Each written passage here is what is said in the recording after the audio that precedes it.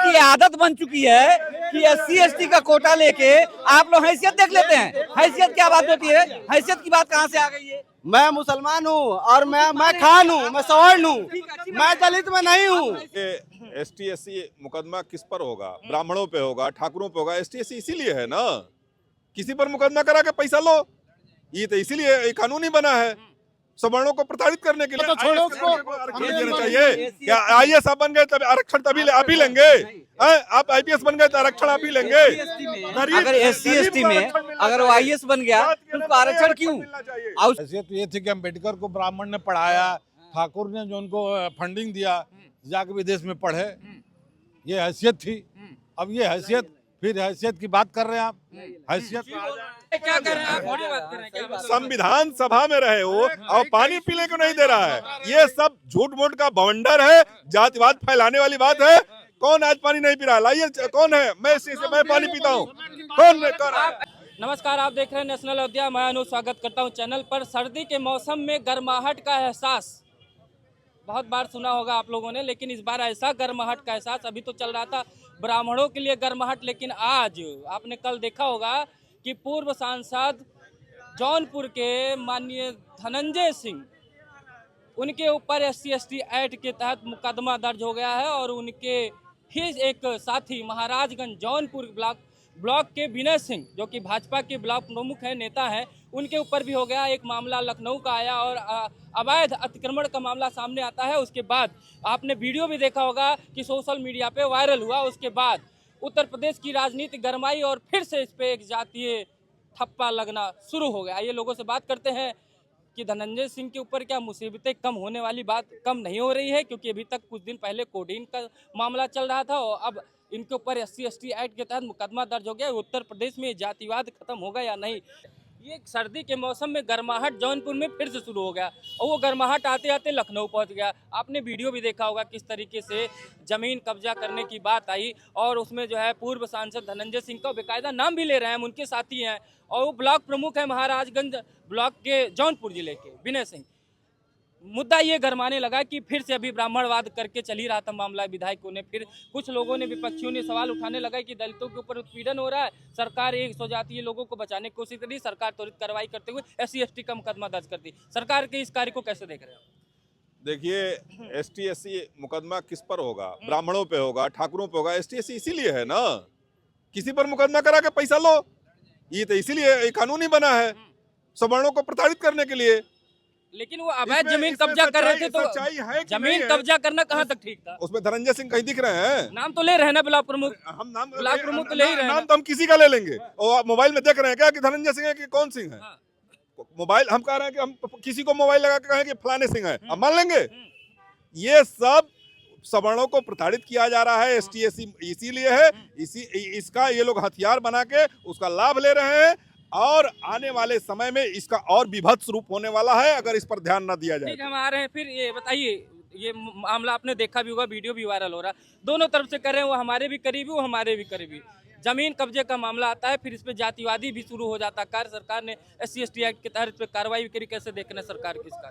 देखिए, सरकार न्यायप्रिय है, कानून प्रिय है। श्री योगी आदित्यनाथ जी की सरकार में चाहे कितना हो बड़ा वो गुंडा हो, माफिया हो, वो निश्चित है कि सरकार की नज़र से बच नहीं पाएगा। सरकार उसके खिलाफ कार्रवाई करेगी और सरकार यहाँ कानून जीरो टॉलरेंस पे है और सरकार किसी भी गरीब, दलित, वंचित को अगर कोई दबाएगा, अगर उसकी ज़मीन पे कब्जा करेगा, माननीय मुख्यमंत्री जी ने पहले ही कह चुका है, दलित हितैषी माननीय मुख्यमंत्री जी हैं और दलित संरक्षक भी हैं। उन्होंने साफ कह रखा है कोई भी गरीब को, दलित को, पीड़ित को, पिछड़े को अगर सताएगा तो उसको बख्शा नहीं जाएगा। कानून अपना काम करेगा, चाहे कितना हो बड़े पद पे क्यों ना हो, कानून अपना काम करेगा। क्या आपको लग रहा है ये सही काम हुआ? आपने वीडियो देखा भी होगा कि किस तरीके से दोनों लोगों में गुम्मा, पत्थर उठाने जैसी कार्यत, यहाँ तक कि असलहे भी निकालने की कोशिश भी की गई है, लेकिन उस पर सरकार ने SC ST एक्ट के तहत मुकदमा दर्ज कर दिया धनंजय सिंह और विनय सिंह के ऊपर। कैसे देख रहे हैं आप? ये बहुत मतलब सही कदम उठाया गया है। अगर कोई भी हो अगर अपराध कर रहा है तो चाहे कोई भी हो, उसको सजा देने का जरूर प्रावधान होना चाहिए, चाहे वो भाजपा से हो और चाहे किसी भी पार्टी से हो। अगर चाहे छोटा हो चाहे बड़ा हो, कोई भी व्यक्ति हो, उसको अगर अपराध कर रहा है तो चाहे वो कोई धनंजय सिंह हो चाहे कोई भी हो, बिल्कुल लेटेड भी एनीबॉडी, लेकिन उनको सजा देने का जो मतलब प्रावधान है उसमें सजा देना चाहिए। ये नहीं कि वो भाजपा से उसको छोड़ा जा सकता है। अगर आ गया है मीडिया में, मीडिया तो ही आजकल चल रहा है, कोई भी मोबाइल में दिखा दे रहा है कि इसने ऐसा कर दिया, तो उसके साथ वीडियो बहुत वायरल है वो। तो उसको पक्का सजा देना चाहिए और बहुत कड़ी से कड़ी सजा देना चाहिए। अगर योगी जी महाराज तो सजा के मामले में बहुत स्ट्रिक्ट हैं, बुलडोजर वाले बाबा। बुलडोजर बाबे हैं, तो जरूरी नहीं है कि एक दूसरे मतलब छोटे लोगों का घर गिरना चाहिए। बड़े लोगों का जब घर गिरने लगेगा तब पता चलेगा कि हाँ अब मतलब ये मुसीबत कम क्यों नहीं रही उनके ऊपर? अभी एक केस से निकले ही नहीं बाहर, थोड़ी सी कुछ ठंडाहट दिखी, मीडिया को शांत हुई, तो दूसरा केस उनके ऊपर फिर से लाद दिया गया। सर जिसकी आदत पड़ जाती है ना, वो केस पे केस चलते रहेगा, लेकिन वो अपनी आदत से बाज नहीं जाएगा। समझ रहे हैं ना? कई ऐसे उदाहरण है, जैसे अतीक अहमद थे, वो केस 100 केस हो जाएगा, लेकिन वो केस उनके लिए कोई माने अहमद वाली कार्रवाई होगी, क्या लग रहा है? होना चाहिए। अगर ऐसा कुछ कर रहे हैं तो होना चाहिए। जरूर थोड़ी भाजपा के हैं तो उनको छोड़ देना होना भी चाहिए। चाहिए कार्रवाई, आपको भी लग रहा है? देखो, अगर कार्रवाई करने की बात ये रही कि अगर उन्होंने अपराध किया है तो सजा मिलनी चाहिए। भाजपा सरकार में सजा मिली है, विकास दुबे को भी, धनंजय सिंह को भी मिलेगी और अतीक अहमद को भी मिली। सजा देखो बराबर है भाजपा सरकार में। लेकिन बात आती है SC/ST एक्ट की। SC/ST एक्ट हुआ, सवर्ण समाज को पूरी तरीके से प्रताड़ित किया जाता है SC/ST एक्ट के तहत। दूसरा आता है, एक तरफ दबाया जाता है आरक्षण के रूप में, दूसरी तरफ हमारे लिए एक दे दिया गया है SC/ST एक्ट। कहाँ से छोड़ा गया? शोषित वंचित कौन? शोषित वंचित तो सवर्ण समाज है, और इनमें हमारे बैठे हुए मंत्री एक शब्द आरक्षण पे नहीं बोलेंगे, एक शब्द SC/ST एक्ट पे नहीं बोलेंगे। धनंजय सिंह ने अगर कृत्य किया तो उसकी सजा तो उनको मिलेगी, लेकिन SC/ST एक्ट जो बनाया गया है ये धन उगाही का पूरा यंत्र बन गया है। इसको खत्म करना चाहिए। आरक्षण है, इसको खत्म करना चाहिए। गरीबी के आधार पे आरक्षण दिया जाना चाहिए। आप इनकी बातों से मैं ये कह रहा हूँ, ये कह रहे हैं कि सवर्ण समाज बड़ा शोषित है इस SC/ST से और आरक्षण से। इनसे जरा एक बार पूछ लीजिए कि SC/ST एक्ट और आरक्षण किसकी वजह से मिला था दलितों और पिछड़ों को? एक बार किसकी वजह से मिला था ये? आरक्षण दिया गया था 10 साल के लिए। 10 साल पूरे हो गए। एक बाल्टी हमको एक वजह क्या होता है? वजह क्या होता है इसमें? वजह क्या होता है इसमें? वजह क्या इसमें? हाँ, 10 साल के लिए मिला था, छोड़ो उसको। देना चाहिए। क्या IAS आप बन गए तब आरक्षण तभी आप ही लेंगे? आप IPS बन गए तो आरक्षण आप ही लेंगे? अगर SC/ST में अगर वो IAS बन गया तो उसको आरक्षण क्यों?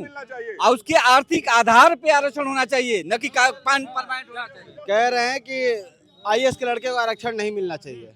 भाई, तो सरकार तो इन्हीं की है ना। योगी बाबा तो मेजोरिटी के साथ बैठे हैं, उधर मोदी जी मेजोरिटी के साथ बैठे हैं। हैसियत हो तो खत्म करें ना, क्यों नहीं खत्म कर पा रहे हैं?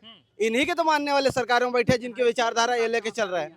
सुन, अरे मैं ये नहीं कह रहा हूँ, ये आप SC/ST हैं, आप SC/ST नहीं, आप लोगों की आदत बन चुकी है कि SC/ST का कोटा लेके आप लोग हैसियत देख लेते हैं। हैसियत क्या बात होती है? हैसियत की बात कहाँ से आ गई है? मैं मुसलमान हूँ और मैं खान हूँ, मैं सवर्ण हूँ, मैं दलित में नहीं हूँ। लेकिन अगर किसी के साथ शोषण होगा तो उसका मैं मतलब उसका समर्थन नहीं करूंगा। समर्थन नहीं, मोदी जी का हैसियत नहीं है, योगी जी का हैसियत नहीं है। खत्म होगा तो कहें आप बोल रहे हैं? आपको नहीं बोलना चाहिए, आपको भी कहना चाहिए। अगर आप सवर्ण में आते हैं तो आपको भी बोलना क्या कर चाहिए। रहे हैं?